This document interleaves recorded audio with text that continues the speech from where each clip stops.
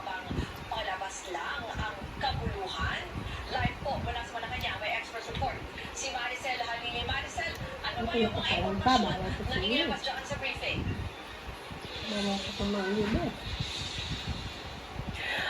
Ruth, kung totoo man na nakaalis na nga ng Senado, itong si Senador Bato de la Rosa, sinabi ng National Bureau of Investigation na responsibilidad o pananagutan na ito ng pamunuan ng Senado.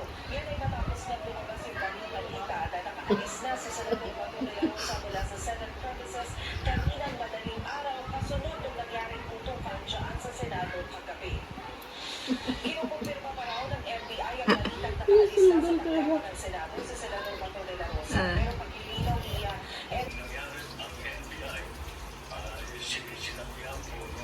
usapan kamay ko.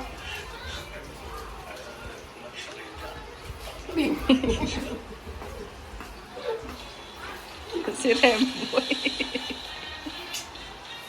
Ruth, nanindigan naman si FBI Director Mag-ibag na wala silang nilalabag na batas. Ito ay kasunod na ng sulat ni Amy Marcos na humihikaya kay Pangulong Bongbong Marcos na i-release muna itong si Director Mag-ibag at Bibe? FBI officials. Tapos na si Mama ka eh.